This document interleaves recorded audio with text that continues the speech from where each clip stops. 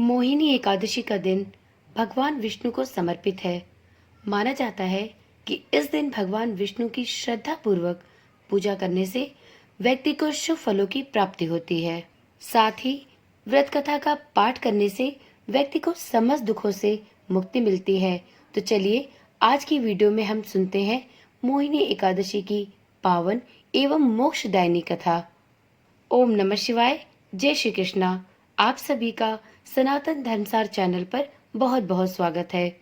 मित्रों, आप सभी को मोहिनी एकादशी की अत्यंत हार्दिक शुभकामनाएं। मोहिनी एकादशी से जुड़ी यह मान्यता है कि समुद्र मंथन के समय जब अमृत कलश प्राप्त करने के लिए देवताओं और असुरों में आपाधापी मच गई, तब देवताओं से दानव अधिक बलशाली थे, जिसकी वजह से वह देवताओं पर भारी पड़ने लगे। तब सभी देवताओं ने इसका उपाय ढूंढने हेतु भगवान विष्णु से प्रार्थना की और उनसे इसका उपाय निकालने का आग्रह किया। तब भगवान विष्णु ने मोहिनी रूप धारण करके असुरों को अपने मोह के जाल में फंसाकर सारा अमृत देवताओं को पिला दिया। इससे सभी देवताओं ने अमृत प्राप्त किया। यही वजह है कि इस एकादशी को मोहिनी एकादशी के नाम से जाना जाता है। पौराणिक कथा के अनुसार सरस्वती नदी के तट पर भद्रावती नगर था। वहां द्युतिमान नामक चंद्रवंशी राजा का राज था। इस नगर में विष्णु भक्त धनपाल नाम का एक वैश्य भी रहता था। धनपाल ने नगर में भोजनालय, प्याऊ, कुएं, तालाब और धर्मशालाएं बनवाई थीं।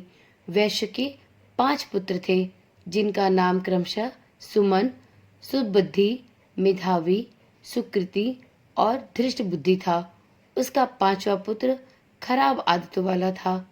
अनेक बुरे कामों से वो पिता के धन को नष्ट करता रहता था। उसके कर्मों से परेशान होकर धनपाल ने उसे घर से निकाल दिया। जिसके बाद भूख प्यास से परेशान धनपाल के पुत्र ने चोरी का रास्ता अपना लिया। एक दिन वह चोरी करता हुआ पकड़ा गया, लेकिन राजा ने भी उसे धनपाल का पुत्र जानकर कोई कठोर दंड नहीं दिया। लेकिन धृष्ट बुद्धि ने चोरी का रास्ता कभी भी नहीं छोड़ा और एक दिन फिर से चोरी करते हुए पकड़ा गया।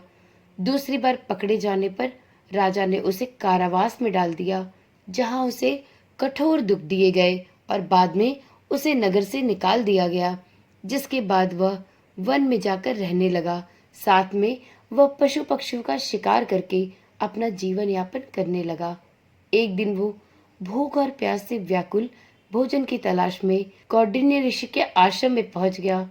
उस समय वैशाख मास था और महर्षि गंगा स्नान करके वापस लौट रहे थे। महर्षि के भीगे वस्त्रों के छींटे उस पर पड़ने से उसे कुछ ज्ञान की प्राप्ति हुई। धृष्ट बुद्धि ने कौंडिन्य ऋषि से हाथ जोड़कर कहा, हे महर्षि, मैंने जीवन में बहुत पाप किए हैं। आप इन सभी पापों से मुक्ति का कोई उपाय बताएं। ऋषि ने प्रसन्न होकर उसे मोहिनी एकादशी का व्रत करने को कहा। इससे सभी पाप नष्ट हो जाएंगे। तब उसने विधि अनुसार व्रत किया।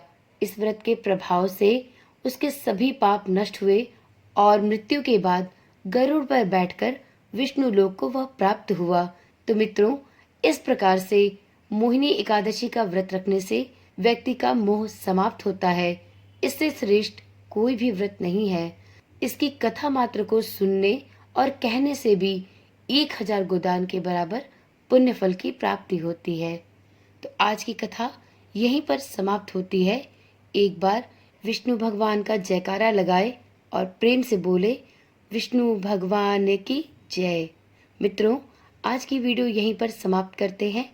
कल मिलेंगे एक नई वीडियो, एक नई जानकारी के साथ। तब तक के लिए ओम नमः शिवाय। जय श्री कृष्णा। राधे राधे।